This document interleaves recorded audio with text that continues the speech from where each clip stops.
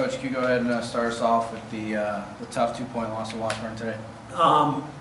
Yeah, I thought that Washburn is they're very good defensively. They took a lot of stuff away from us, and they made it very hard for this guy to get looks. But I think they also presented some opportunities for some other guys, and we just didn't capitalize on them. So we had a lot of really good open shots. We had some stuff at the rim. We had some stuff from three, and we didn't make them. That's one aspect of it,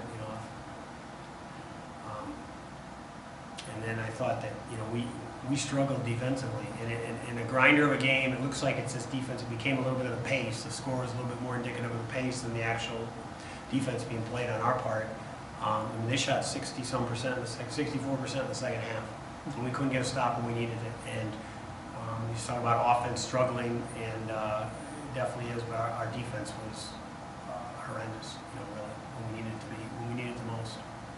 Coach, see that Sam had 4 fouls, Stan had 3. I mean, did that play much into the late game kind of strategy? Well, they were torching us on ball screens, and we got some stops switching the ball screens with a smaller lineup, and that was effective for us. But I was a little bit concerned at the end getting that last rebound. But we just let, at the very end, really they were struggling to find a shot, and we just let Randall Smith just kind of keep it alive, like he's Bob Cousy or something, and then just get himself a wide open layup eventually.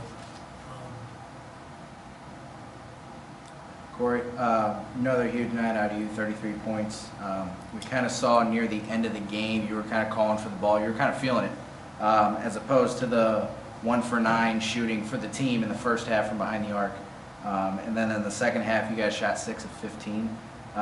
Just kind of talk us through that last probably 5-10 minutes. You seem to be pretty much locked in the zone. I can kind of feel whenever when it's coming off my hand well, and I know when I'm clicking, and that's when I wanted the ball, and I felt like we were kind of, like you said, we were kind of struggling, and I wanted to put the team on my shoulders. It just came a little short.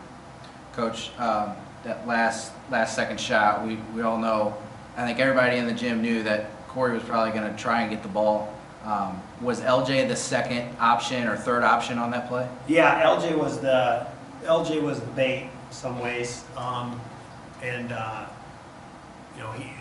they went so far they completely left him wide open, and so that became a pretty easy decision for Sam on the wing. They went and double teamed Cory on the catch, which I assumed they did. And initially I had Cory coming off him right away, but I figured they're going to jump off with the first screener and double him. So we were trying to drag through, but they stayed. They didn't go with LJ at all. They were going to put two on Cory to begin with, and just make it hard as heck to catch.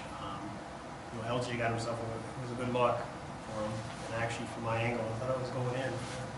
From the angle, just overshot it.